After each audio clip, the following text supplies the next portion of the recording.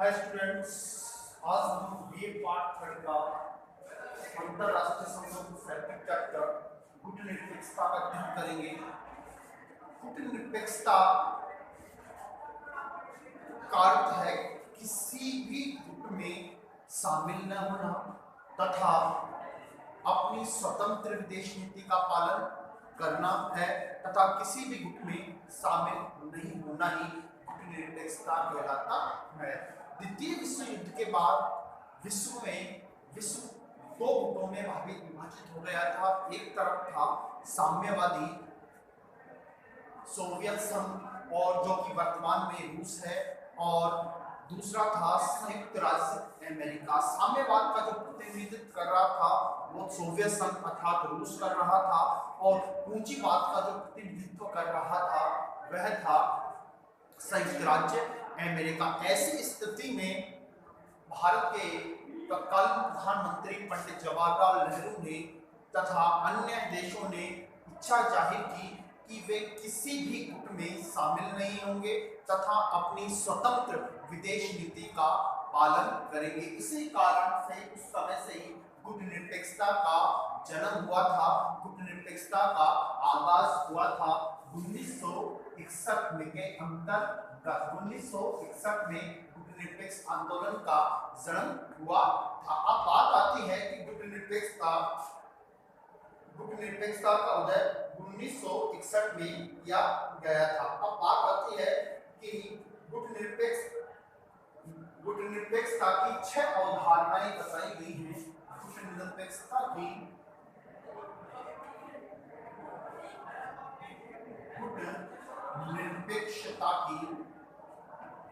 कूटनीतिकता की 6 अवधारणाएं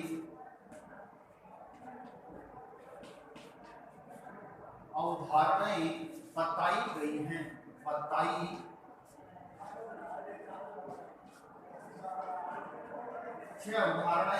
कूटनीतिकता की 6 अवधारणाएं बताई गई हैं, जिनमें है अलगाववाद, अप्रतिबद्धता, अलगाववाद,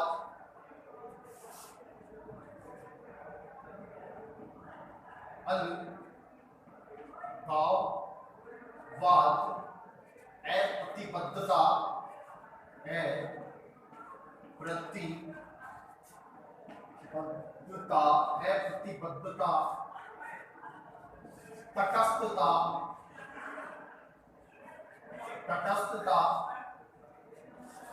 चौथी है तटस्थीकरण,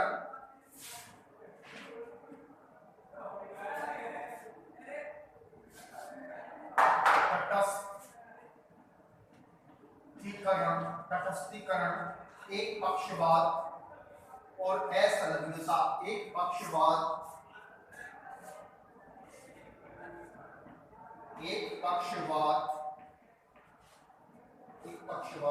और असंलग्नता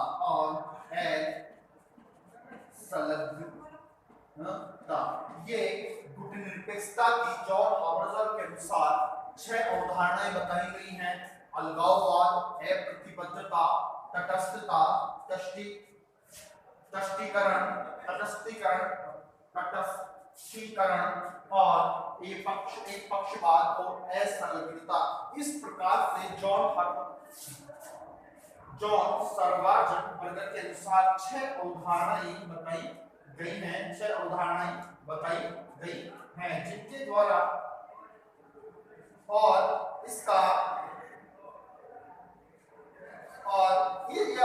भारत के अंदर जो मुख्य रूप से जो अवधारणाएं बताई गई और हैं वो 6 थी। अब बात आती है कि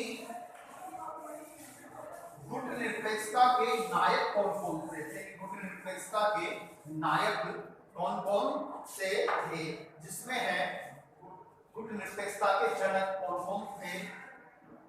कूटनीतिकता के जनक में है भारत के प्रधानमंत्री पंडित जवाहरलाल नेहरू, भारत के प्रधानमंत्री प्रधानमंत्री जवाहरलाल नेहरू,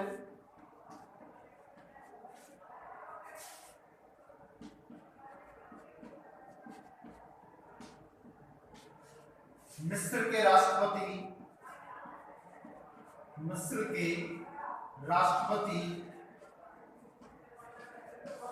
नासिर हुसैन, मिस्र के राष्ट्रपति नासिर, और यूगोस्लाविया के मार्शल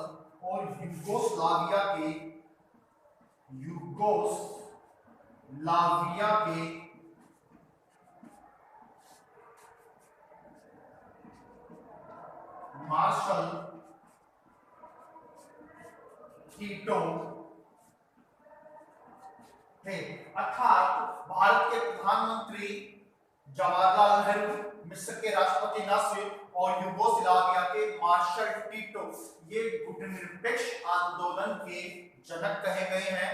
गुटनिरपेक्ष आंदोलन के इनको जनक कहा गया है, जिन्होंने गुटनिरपेक्षता की नींव रखी है, गुटनिरपेक्षता की नींव रखने में अहम योगदान दिया है या महत्वपूर्ण भूमिका निभाई है। अब बात आती है कि गुटनिरपेक्षता को प्रोत्साहन करने वाले या गुटनिरपेक्षता को प्रोत्साहन देने वाले कारक कौन कौन से हैं? गुटनिरपेक्षता को प्रोत्साहन देने वाले कारक कौन कौन से हैं? गुटनिरपेक्षता को प्रोत्साहन देने वाले कारक।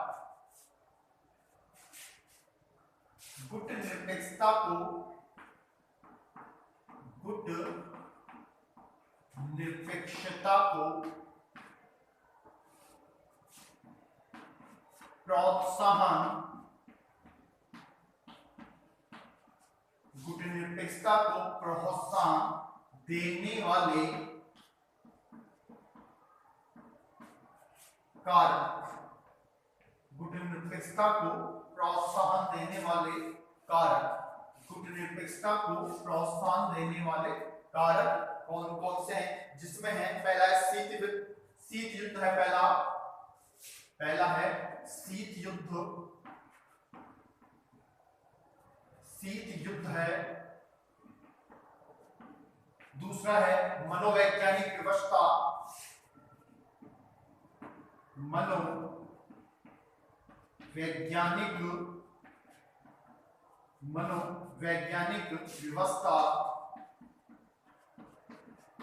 मनोवैज्ञानिक व्यवस्था है। सैनिक गुटों से पृथक रहना, सैनिक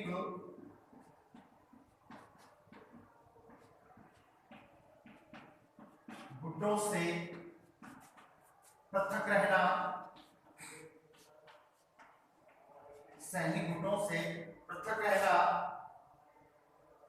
अपने विचार स्वतंत्र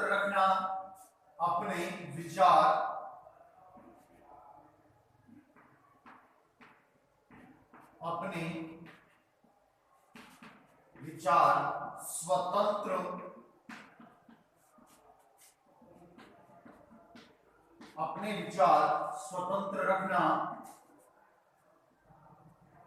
अपने विचार स्वतंत्र रखना, स्वतंत्र विदेश नीति का संचालन करना, स्वतंत्र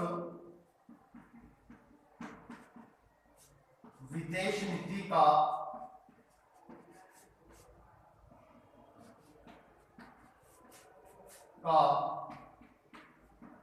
संचालन करना, स्वतंत्र विदेश नीति का संचालन करना। आर्थिक कारक, और छठा है आर्थिक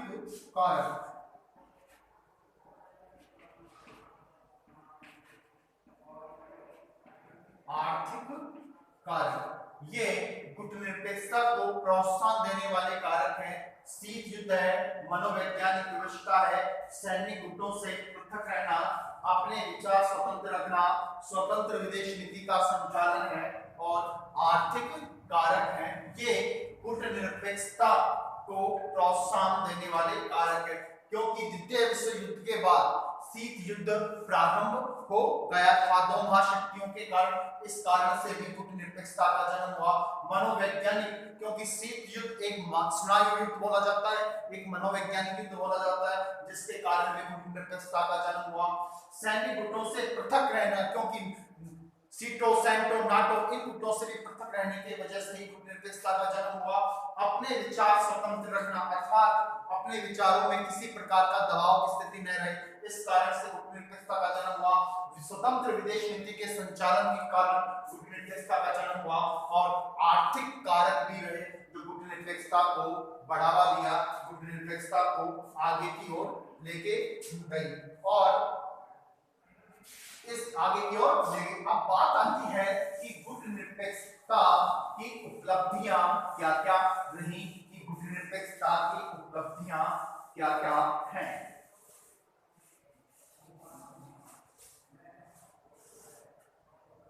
गुटनिरपेक्षता की उपलब्धियां,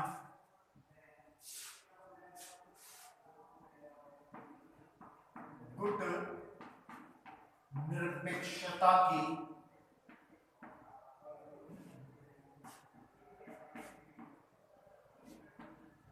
उपलब्धियां, गुटनिरपेक्षता की उपलब्धियां।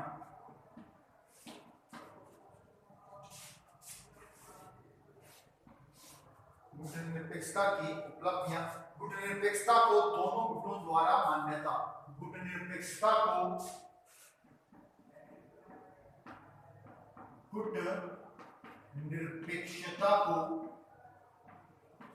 गुटनिरपेक्षता को दोनों गुटों द्वारा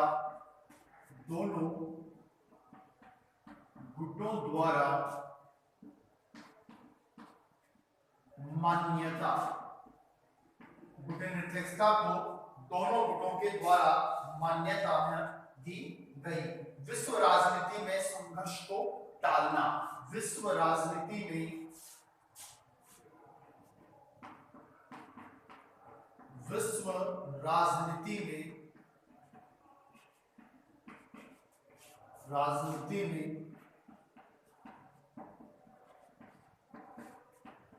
संघर्ष को टालना,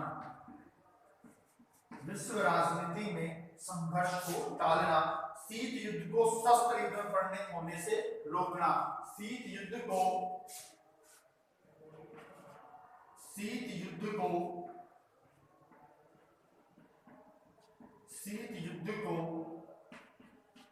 शस्त्र युद्ध में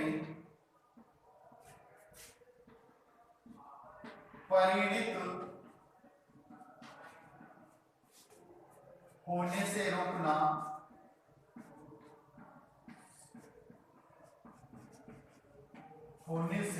रोकना, शीत युद्ध को देतांत की स्थिति में लाना, शीत युद्ध को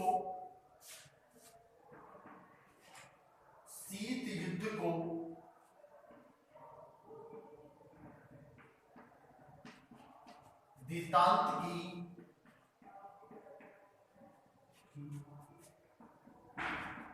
की स्थिति में लाना,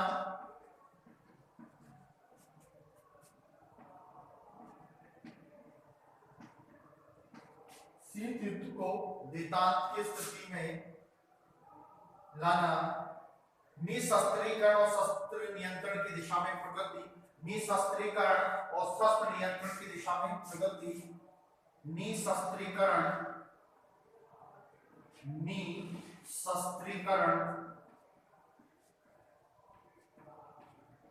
और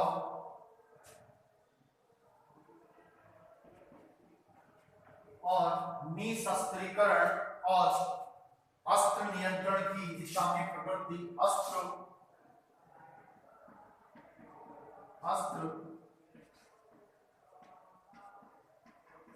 नियंत्रण की दिशा में प्रगति,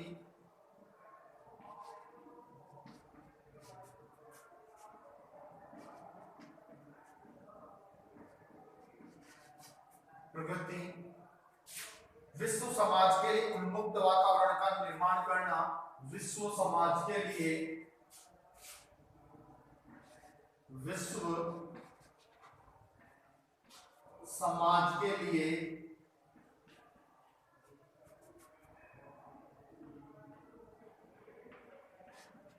उन्मुक्त वातावरण का निर्माण करना, उन्मुक्त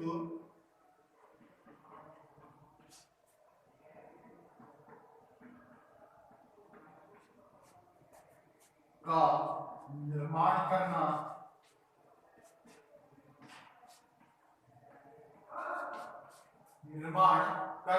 सातवां है अपनी राष्ट्रीय प्रकृति के अनुरूप विकास के प्रतिमान तैयार करना। गुटनिरपेक्षता की उपलब्धियों में है गुटनिरपेक्षता को दोनों गुटों यानी साम्यवादी गुट और पूंजीवादी गुट यानी संघ और संयुक्त राज्य अमेरिका के द्वारा मान्यता मिली। विश्व राजनीति में संघर्ष को टालना है, शीत युद्ध को शस्त्र युद्ध में यानी शीत युद्ध को युद्ध में परिणत होने से रोकना है, शीत युद्ध को दितांत की स्थिति में यानी शिथिलता, दितांत का मतलब क्या है, शिथिलता की स्थिति में लाना है। निशस्त्रीकरण को शस्त्र नियंत्रण की दिशा में प्रगति अर्थात निशस्त्रण की दिशा में और अस्त्रों की होड़ को नियंत्रण यानी होड़ को कम करना है और विश्व समाज के लिए उन्मुक्त वातावरण तैयार करना है। ये जो है ये उपलब्धियां हैं। छठी सातवीं उपलब्धि है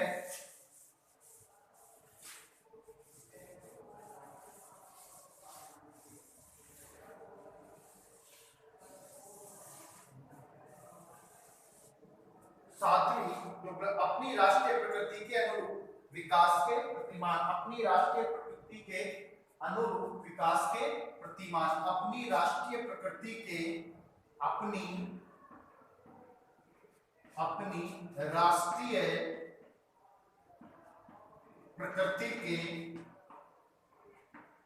प्रकृति के अनुरूप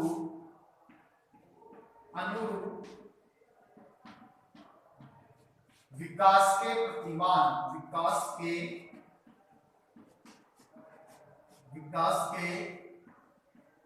प्रतिमान, अपनी राष्ट्रीय प्रकृति के अनुरूप विकास के प्रतिमान है। संयुक्त राष्ट्र संघ के स्वरूप को रूपांतरित करना, संयुक्त राष्ट्र संघ के स्वरूप को रूपांतरित करना, संयुक्त राष्ट्र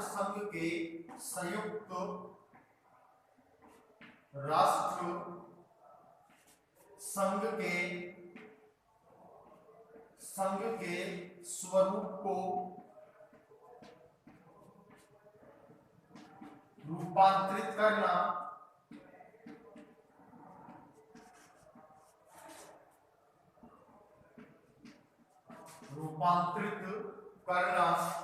विकासशील राष्ट्रों के मध्य आर्थिक सहयोग की बुनियाद, विकासशील राष्ट्रों के मध्य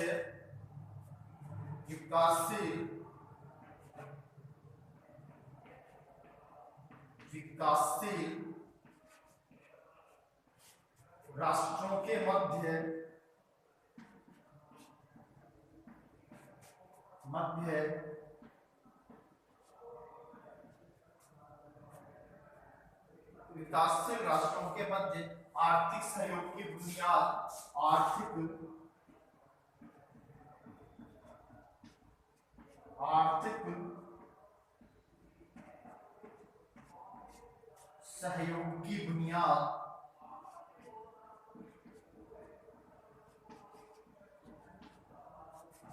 सहयोग की बुनियाद नई अंतरराष्ट्रीय अर्थव्यवस्था की मांग, नई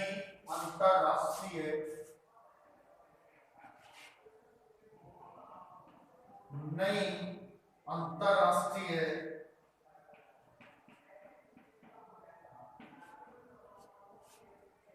अर्थव्यवस्था की मांग,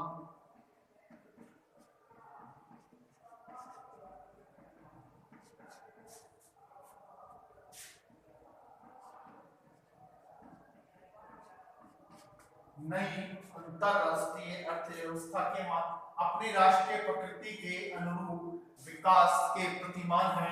संयुक्त राष्ट्र संघ के स्वरूप को रूपांतरित करना है, विकासशील राष्ट्रों के मध्य आर्थिक सहयोग की बुनियादों को मजबूत करना है और नई अंतरराष्ट्रीय आर्थिक व्यवस्था की मांग करना है। ये सब संयुक्त राष्ट्र, अब ये सब गुटनिरपेक्षता की उपलब्धियां हैं। गुटनिरपेक्षता की उपलब्धियों में इन सब चीजों को शामिल किया गया है कि अपनी राष्ट्रीय प्रकृति के अनुरूप विकास के प्रतिमान तैयार करना, संयुक्त राष्ट्र संघ के स्वरूप को रूपांतरित करना, विकासशील राष्ट्रों के मध्य आर्थिक सहयोग की बुनियाद रखना और नई अंतरराष्ट्रीय अर्थव्यवस्था की मांग रखना, ये सब चीजें हैं जो संयुक्त है, जो गुटनिरपेक्षता की उपलब्धियां बताई गई हैं, गुटनिरपेक्षता की उपलब्धियां हैं। अब बात आती है कि गुटनिरपेक्षता की विफलताएं।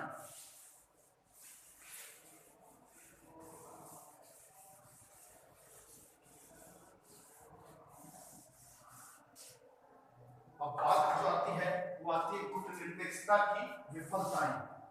गुटनिरपेक्षता की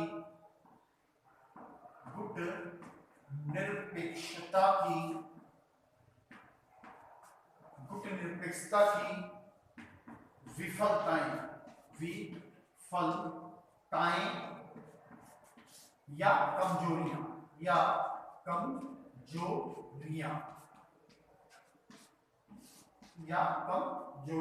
गुटनिरपेक्षता की विफलताएं या कमजोरियां जो रही हैं वे मैं आपको बता देता हूं। पहली है अवसरवादी और काम निकालने की नीति। अवसरवादी और काम निकालने की नीति। अवसरवादी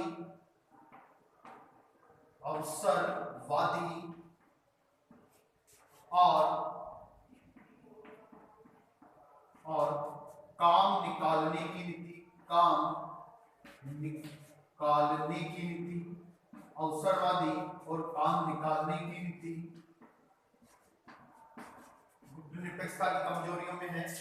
अवसरवादी और काम निकालने की नीति है। इस गुटनिरपेक्षता को अव्यावहारिक नीति कहा गया है। गुटनिरपेक्षता अव्यावहारिक नीति। गुटनिरपेक्षता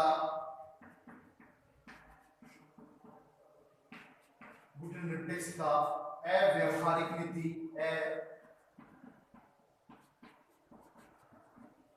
अव्यावहारिक नीति। गुटनिरपेक्षता अव्यावहारिक नीति। बाह्य सहायता पर निर्भरता। बाह्य सहायता पर निर्भरता।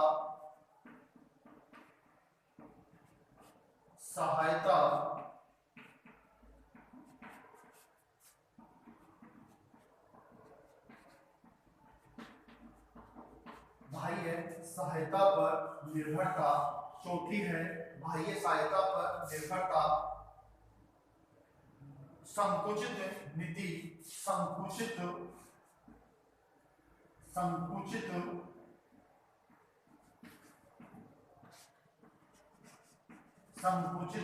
नीति। गुटनिरपेक्षता की नीति किसी तरह सुरक्षा का साधन नहीं। गुटनिरपेक्षता की नीति किसी सुरक्षा का साधन नहीं। गुटनिरपेक्षता की नीति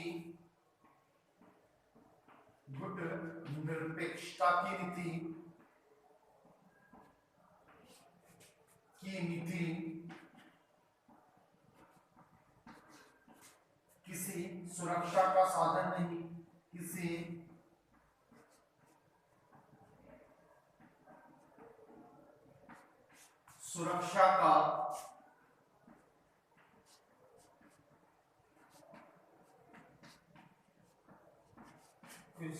सुरक्षा का साधन नहीं। राष्ट्रहित के बजाय नेतागिरी की नीति। राष्ट्रहित के बजाय इसे नेतागिरी की नीति कहा गया। गुटनिरपेक्षता की विफलताएं और कमजोरियां में है।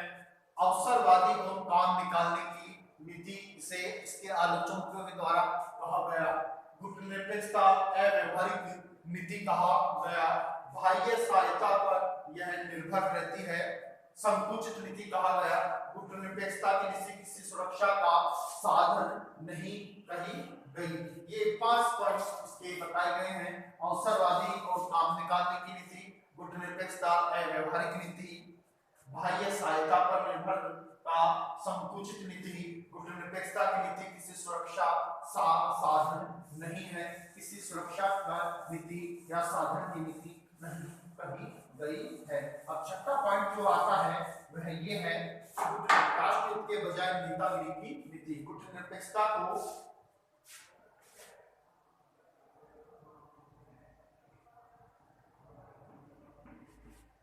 राष्ट्रहित के बजाय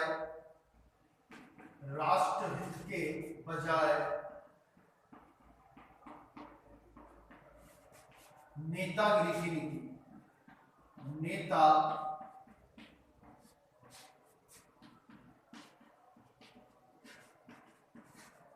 राष्ट्रहित के बजाय नेतागिरी की नीति।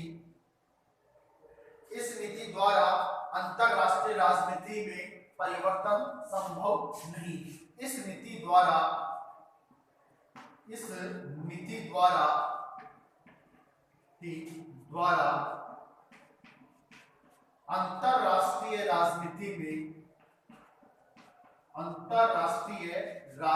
अंतरराष्ट्रीय राजनीति में परिवर्तन संभव नहीं। इस नीति द्वारा अंतरराष्ट्रीय राजनीति में परिवर्तन संभव नहीं। यह एक दिशाहीन आंदोलन, यह एक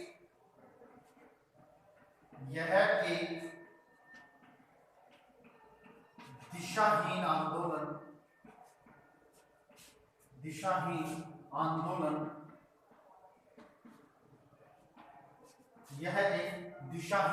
आंदोलन गुटनिरपेक्षता बुनियादी एकता का अभाव, गुटनिरपेक्ष देशों में बुनियादी एकता का अभाव, गुटनिरपेक्ष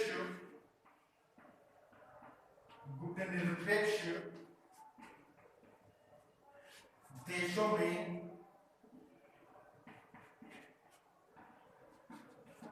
बुनियादी एकता का अभाव, बुनियादी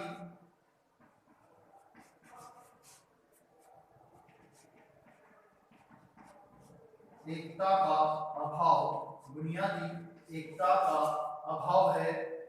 और गुटनिरपेक्षता एक मूल्य रहित पैंतरा है। गुटनिरपेक्षता एक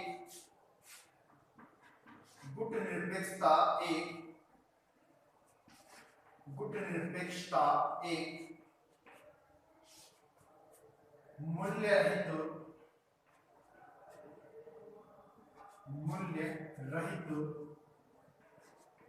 पैंतरा मात्र है। गुटनिरपेक्ष की विफलताएं और कमजोरियों में है। राष्ट्रहित के बजाय इसको एक नेतागिरी की नीति कहा गया है। इसको एक नेतागिरी की नीति कहा गया है। और इस नीति द्वारा अंतरराष्ट्रीय राजनीति में कोई परिवर्तन संभव नहीं है, कोई परिवर्तन नहीं किया जा सकता है। यह एक दिशाहीन आंदोलन कहा गया है। यह एक दिशाहीन आंदोलन है। गुटनिरपेक्ष देशों में बुनियादी एकता का अभाव है, और गुटनिरपेक्ष आंदोलन को एक मूल्य रहित पैंतरा मात्र कहा गया है, या कहा जाता है। गुटनिरपेक्ष आंदोलन की स्थापना 1961 में की गई थी। 1961 में इसकी स्थापना की गई थी। इसकी स्थापना की रूपरेखा तैयार की गई थी और 1961 में, और इसके प्रारंभिक सदस्य थे वे 25 थे। वर्तमान में इसके सदस्यों की संख्या 120 है। प्रारंभ में 25 थे और वर्तमान में इसके जो सदस्यों की संख्या बताई गई है, इसके सदस्यों की संख्या कही गई है वो 120 सदस्य हैं जो ये पूरे विकासशील, ज्यादातर इसमें विकासशील देशों को सम्मिलित किया गया है, ज्यादातर इसके अंतर्गत विकासशील देशों का ही समायोजन है। इस कारण से इसकी कमजोरियां हैं। आगे ये कूटनीतिक आंदोलन की प्रासंगिकताएं आएंगी कि क्या क्या प्रासंगिक है, ये महत्वपूर्ण क्यों है, महत्वपूर्णता क्यों, इसकी महत्वपूर्णता क्यों है। इस कारण से कमजोरियों में है, राष्ट्रहित के बजाय इसको नेतागिरी की नीति कहा गया। इस नीति द्वारा अंतरराष्ट्रीय राजनीति में कोई परिवर्तन संभव नहीं है। यह एक दिशाहीन आंदोलन कहा गया। कूटनीतिक देशों में बुनियादी एकता का अभाव रहा और कूटनीतिकता एक मूल्य रहित पैतरा मात्र कहा गया है। इस प्रकार से कूटनीतिक आंदोलन की ये कमजोरियां रही। इसके प्रोत्साहन देने वाले कारक मैंने आपको बताए। अब हम नेक्स्ट वीडियो में इसकी कूटनीतिकता की प्रासंगिकता यानी महत्वपूर्णता का अध्ययन करेंगे। आज के लिए इतना ही। Thank you.